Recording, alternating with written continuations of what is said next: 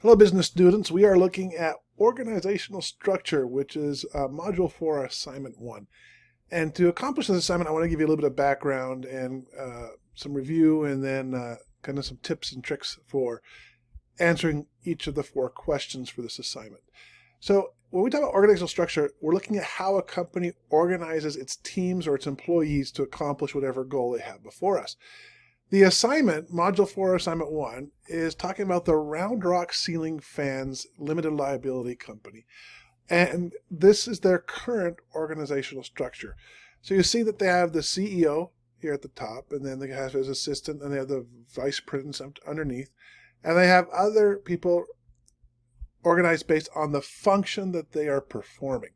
This is a lot like the structure that we have chosen for our class project to start a business. And when we look at the different ways that we can organize a company, there's basically 5 that we're discussing in this lesson.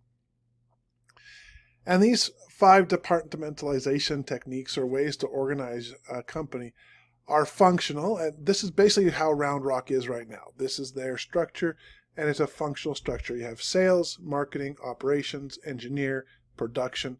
Those are all functions. That's one way to organize yourself. The other way is by product. So in other words, if you offer different models of fans or different types of fans, so we can look at fans that are big, there should be small there, small fans. You have fans on the wall, you have fans on the floor, you have fans that maybe hang from the ceiling.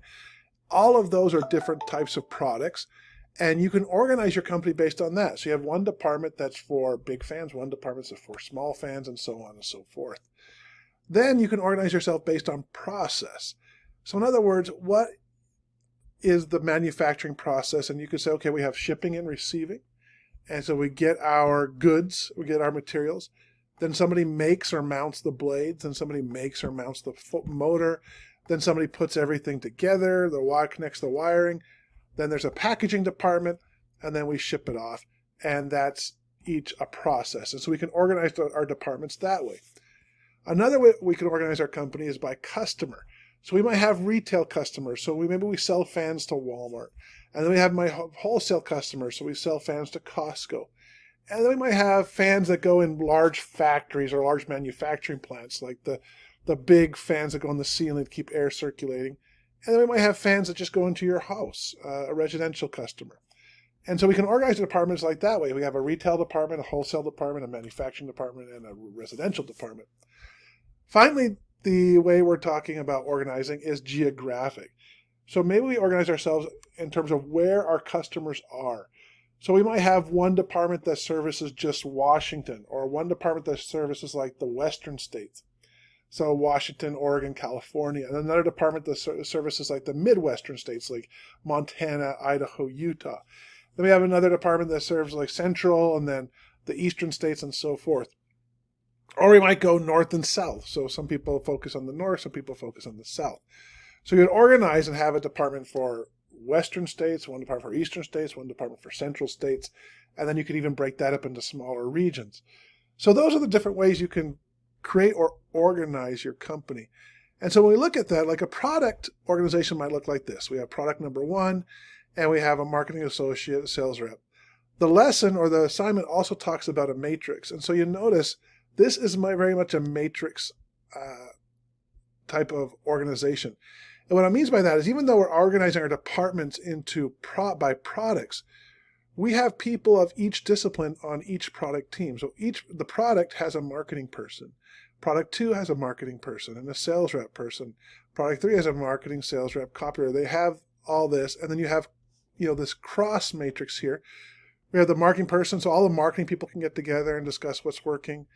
So if product 1's making a lot of sales and product 3's not selling anything, these guys can talk to each other and figure out what's going on. So it allows you to have a team that's focused, but at the same time you can cooperate with other people on your team or across different teams to figure out what's working and what's not.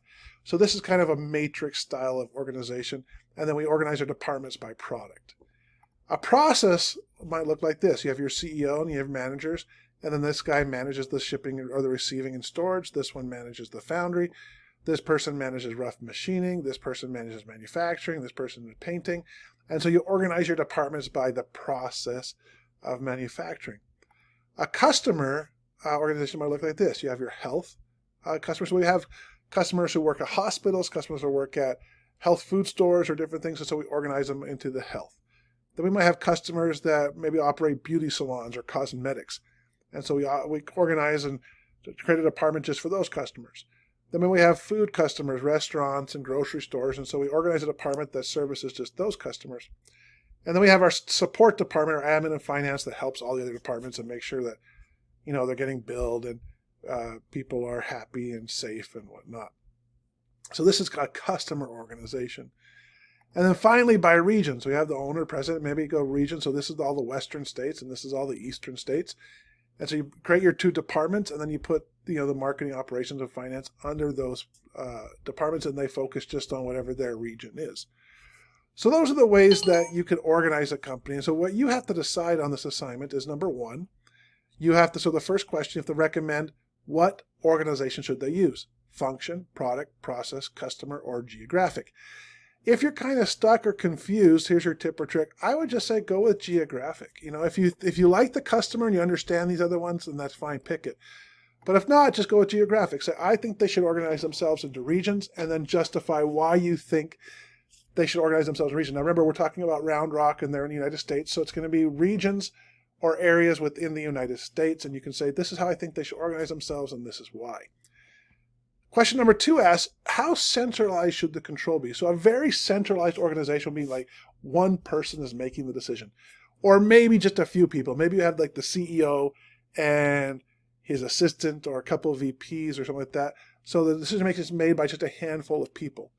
A decentralized organization would be that you give a lot of freedom to the other workers. You give a lot of freedom to the regional managers or the sales reps or the managers of each department. You say, no, they should have a lot of, decision-making power, and then they just report back to the CEO, and then they figure out what's working, what's not. So do you think it should be centralized where just one or a few people make the decision, or do you think it should be decentralized and give a lot of control throughout the organization? Then number 3 would be, how would you organize your teams? And I'll go back to this matrix thing. This is one way to organize a team. So I'm not going to create a marketing department. I'm going to create a product department and put a marketing person and a sales rep in there. And what kind of people do you think need to be on this team? All right. Again, you don't need to go super into depth. Just kind of justify, I would organize the teams this way. I would put these kind of people on the teams, and this is why I would do that. And then number 4 is, do you have anything creative? Anything you can add to this? Something that can, maybe you have a fun idea, or you saw a way like in a past job how they organized. You thought, I thought that's a really good idea. So number 4 is any creative ideas you might have to bring that home, all right, and create this organization. That's the gist of this assignment. I hope that helps. Good luck, and I will have a video for assignment number 2 of Module 4.